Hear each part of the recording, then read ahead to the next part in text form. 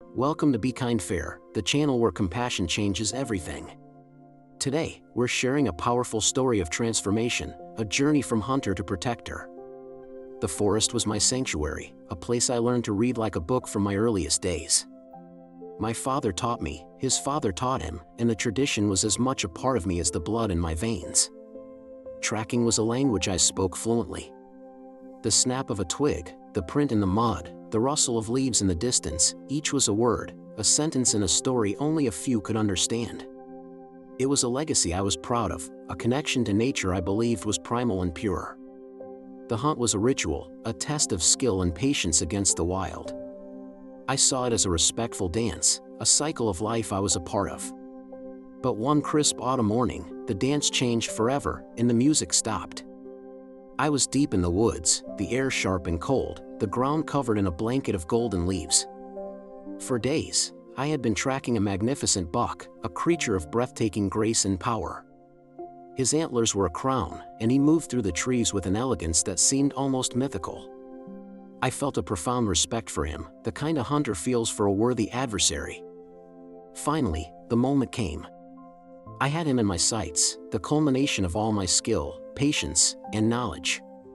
My finger was on the trigger, my breath held tight in my chest. And then, I looked into his eyes. It was a fleeting moment, a split second that stretched into an eternity. In that gaze, I didn't see an adversary or a prize. I saw a being, a life force as strong and as valid as my own. I saw consciousness looking back at me, a silent question in his dark, liquid eyes. It was a look of intelligence, of awareness, of a will to live that mirrored my own. Suddenly, the rifle in my hands felt alien, a cold and heavy instrument of destruction. The pride I'd always felt in the hunt evaporated, replaced by a wave of something I couldn't immediately name. It was a profound and unsettling sorrow. The why of my actions screamed in the silence of the forest. Why was my desire to test my skills more important than his right to live?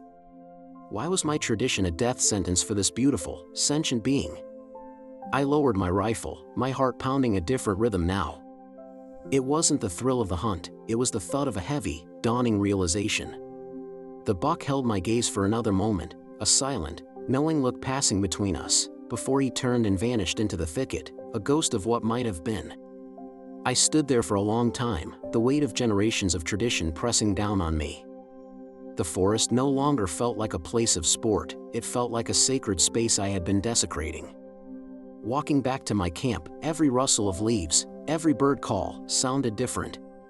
It wasn't the sound of the wilderness anymore, it was the sound of a community, a world of individuals, each with their own life, their own purpose. I saw the intricate web of life not as a resource to be managed, but as a family to be respected. The squirrels chasing each other up a tree, the doe and her fawn drinking from a stream, they weren't just background scenery. They were residents. This was their home. That night, I didn't sleep. I sat by the fire, replaying that moment, that look in the buck's eyes, over and over. I thought about all the years, all the lives taken, not for survival, but for sport, for a trophy, for a story to tell. Each memory was now tainted with a deep sense of regret. The satisfaction I used to feel was replaced by a hollow ache. I had been so focused on the mechanics of the hunt that I had completely missed the spirit of the hunted. I had been blind to the fear, the pain, and the simple, desperate desire to live that every creature possesses. When I returned from that trip, I was a different person. My rifles and gear, once sources of pride, now looked like relics of a past I no longer recognized. I couldn't look at them without seeing that buck's eyes, without feeling that profound shift in my soul. I packed them away, not out of sight, but as a reminder of the man I used to be and the promise I was making to myself. Explaining this to my family and friends was one of the hardest things I've ever had to do. They saw it as a betrayal of our heritage, a rejection of everything they had taught me. They couldn't understand. It's just what we do, they'd say. It's the cycle of life. But my understanding of that cycle had fundamentally changed. I realized that my role in the cycle didn't have to be one of a predator. I could be a guardian, a steward, a voice for those who could not speak for themselves. My deep knowledge of the woods, my ability to track and understand animal behavior, could be used for a different purpose. I could use my skills not to take life, but to protect it. So, I began a new journey. I started volunteering with wildlife rehabilitation centers and animal sanctuaries. Instead of tracking the hunt, I started tracking the help. I would assist in locating injured animals, helping conservation officers monitor populations, and documenting the beauty of these creatures in their natural habitat. My camera became my new tool. Capturing the spirit of an animal in a photograph felt infinitely more rewarding than taking its life. Through my lens, I could share the intelligence, the emotion, and the individuality of these beings with the world.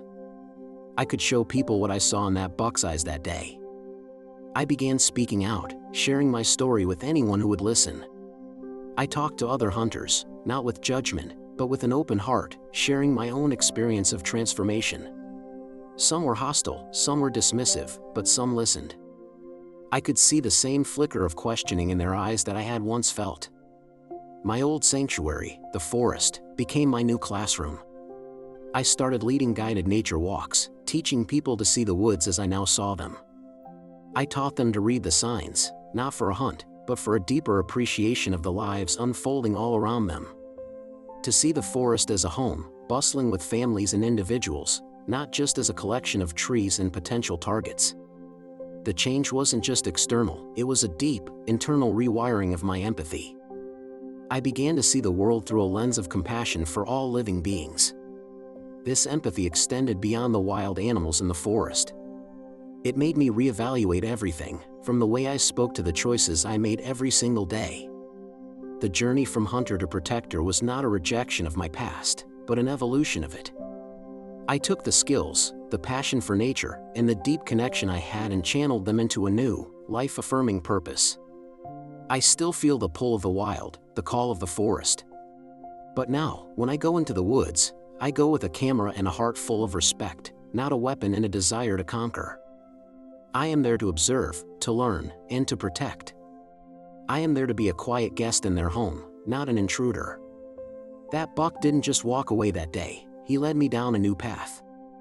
He saved me from a life of blindness and opened my eyes to the profound truth that every life is precious and worth protecting. My trophy is no longer a set of antlers on a wall, but the knowledge that I am now a force for good, a guardian of the creatures I once pursued. And that is a legacy I am truly proud to build. Thank you for watching. If this story moved you, please consider subscribing to Be Kind Fair and joining our community dedicated to compassion for all beings.